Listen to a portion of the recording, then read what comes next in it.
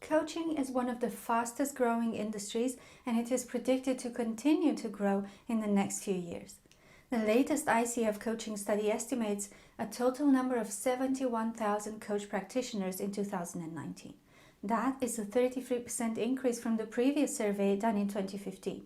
And if that trend continues, by 2023, we'll be looking at 100,000 coaches worldwide. My guess is that these are people they can monitor because they've done an accredited qualification. But many other people get into coaching without a qualification and without a coaching body tracing them. So I assume that number is bigger than what they estimate. With so many existing coaches on the market, new ones constantly joining the profession, and a lot more to come in the next few years, how can a new coach stand out in a way that attracts paying clients?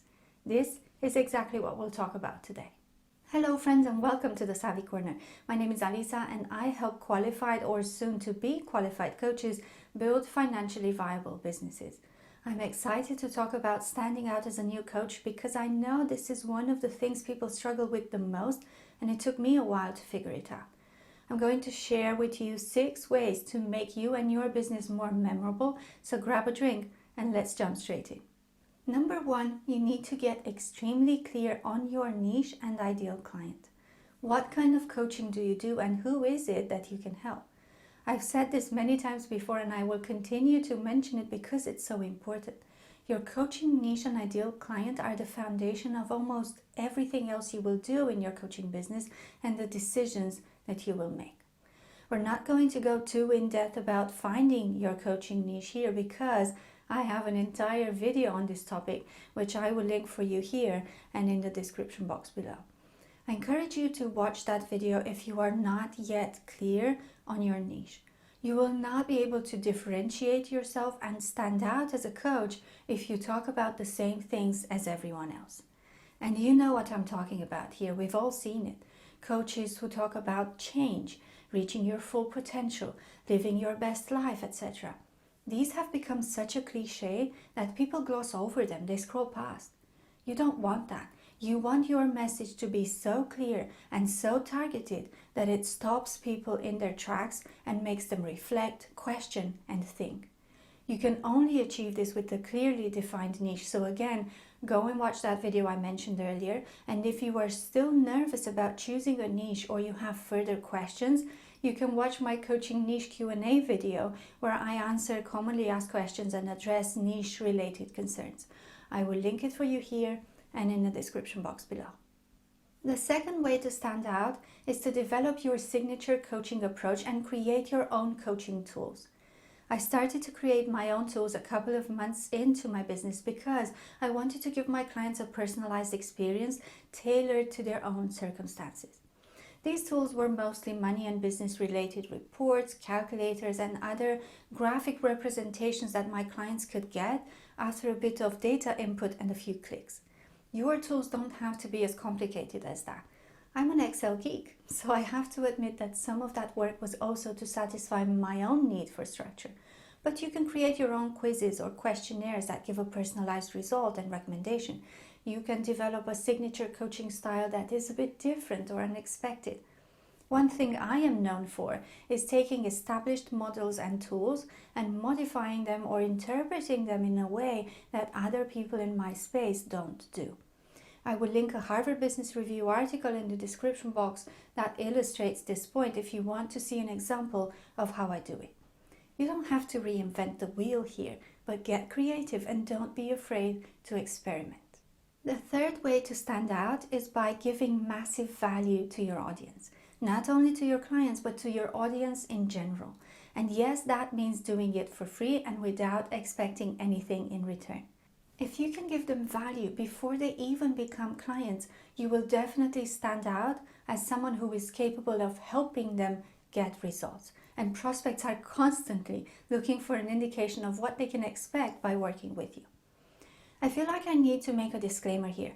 When I say offering free value, I don't mean coaching for free. I talk about that distinction in this video, where I also answer a few questions about offering free value, such as how much free value should I give? Should I hold some back for my paid programs? What if someone steals my content or ideas? I will link it for you here and in the description box below. You can offer massive value via the content you create, like I'm doing here on my YouTube channel, via my newsletter and the articles that I write. If you're unsure what to write about or how to go about creating content as a coach, I invite you to watch this video. I also have an article with 31 content ideas for coaches that contains a link to a content calendar that you can download for free, and I will link that for you in the description box below. If you're getting value from the video so far, I would appreciate it if you gave it a big thumbs up and consider subscribing. It really helps to support the channel, and I thank you in advance if you do. The fourth way to differentiate yourself as a coach is via your coaching offer. If your coaching offer is a package of, say, 6 one-hour coaching sessions with email support in between and a few accountability calls, then you're not really making it easy for yourself to find clients. Yes, that offer might be a valuable one, but thousands of other coaching offers look exactly the same. Why should a prospect buy your coaching package and not another one that has pretty much the same features? You need to put together a coaching offer that is relevant and attractive for your ideal clients. How do you do that? In short, you position your offer as a response to the problem the client is struggling with. You use language that they use to describe the problem and the ideal solution. You highlight the benefits and results they can expect from working with you, and you price it so that it is very reasonably priced compared to the value the client is getting. If you want more information about creating a coaching offer that sells, please watch this video. The fifth way of standing out is to bring yourself into the mix.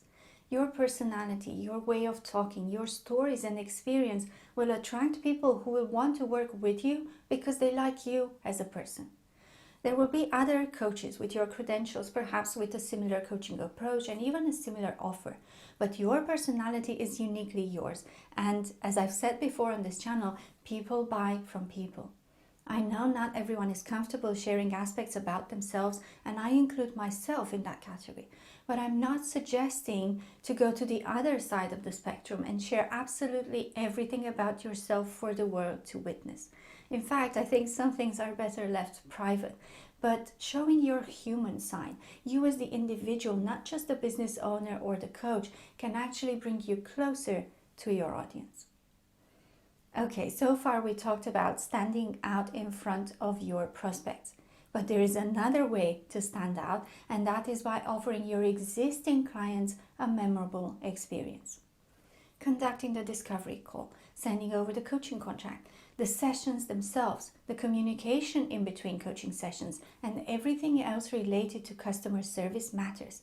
If your existing clients are getting an excellent service, they will tell other people and recommend you and your coaching. Word of mouth is an extremely powerful marketing tool, so make sure that you make it a no-brainer for your clients to recommend you.